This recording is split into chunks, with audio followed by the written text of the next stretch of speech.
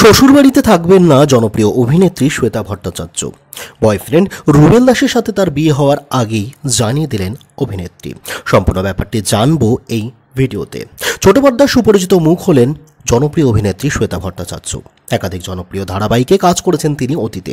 শ্বেতা বর্তমানে কাজ করছেন জনপ্রিয় সিরিয়াল কোন গোপনে মন ভেসেছে সিরিয়ালে। এক সাক্ষাৎকারে সম্প্রতি নানান বিষয়ের উত্তর দিতে দেখা যায় শ্বেতাকে। প্রথমেই প্রসঙ্গ আসে পুজোর। প্রশ্নকর্তা তাকে জিজ্ঞাসা করেন কেমনভাবে তিনি কাটাতে চলেছেন এই পুজোটা। উত্তরে স্পষ্টভাবে জানিয়ে দেন শ্বেতা যে তিনি পুজোয় আছেন, উৎসবে নয়। আসলে সম্প্রতি ঘটে যাওয়া আরজিকর কাণ্ডের সকলে মর্মাহত, তাই বাকিদের মতো তারও মন খারাপ। তাই তিনি স্পষ্ট জানিয়ে দিয়েছেন যে তিনি পুজোতে আছেন, উৎসবে নেই। সাক্ষাৎকারে অন্যান্য প্রশ্নের সঙ্গে রুবেলের প্রসঙ্গ উঠে আসে। প্রথমেই জানিয়ে রাখা ভালো, রুবেলকে প্রশংসায় ভরিয়ে দেন শ্বেতা। কাজের পাশাপাশি রুবেল খুব দক্ষতার সাথে যে সামাল দেন বাড়ি এবং সম্পর্ককে, সেটিও তিনি জানাতে ভুললেন না।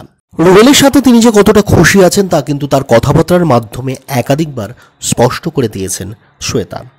যা শোনা যাচ্ছে তাতে আগামী বছরই 7 পাকে বাধা পড়তে পারেন দুজনে। তবে মা এবং বাবাকে নিয়ে বেশ চিন্তায় আছেন অভিনেত্রী শ্বেতা ভট্টাচার্য, কেননা তার মা এবং তার বাবা দুজনেই অসুস্থ।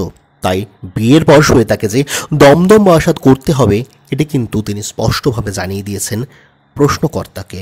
তবে শ্বেতা এবং রুবেল দুজনেই সকলকে সঙ্গে নিয়ে থাকতে চান, তাই তারা যৌথভাবে সিদ্ধান্ত নিয়েছেন যে তারা কিছুদিন পর তারা একটা ফ্ল্যাট কিনবেন এবং সেখানেই তারা সকলে একসঙ্গে থাকবেন।